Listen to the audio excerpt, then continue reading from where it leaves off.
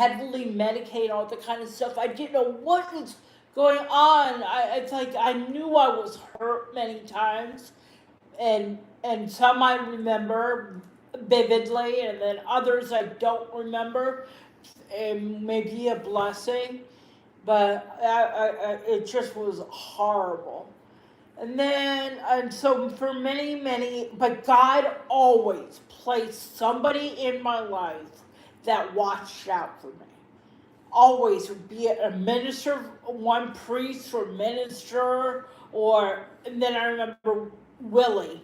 Willie was, he was like a father to me, because my mom and dad weren't talking to me because I wasn't anymore bringing in the money. So weren't talk to me for several years, and anyway, so there are different people that I believe God put in my life to take me under the wings or care for me. So I made those. Many times they couldn't protect me because I wouldn't allow them to be, because sometimes I felt like the things that were done to me, both physically, mentally, sexually, and all that, I deserved. I really believe I deserved to be treated like a whore.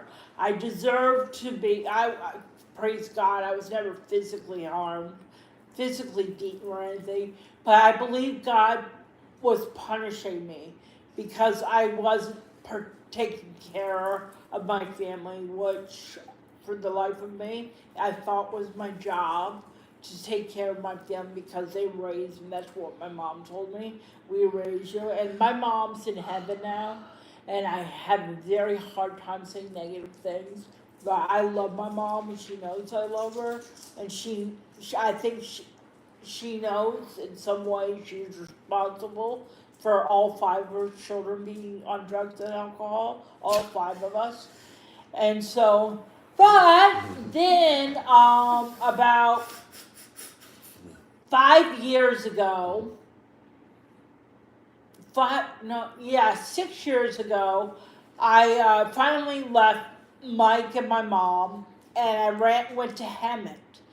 And I ended up in Hemet at a commune, literally a commune. Oh my gosh. Wow. And where I was slaved, literally, I'm not exaggerating, where I worked. And it's amazing what you can do when the need calls. So I took care of 13 very seriously mentally ill people, where I fed them twice a day, 13 of them. I fed them twice a day. I gave them their medication.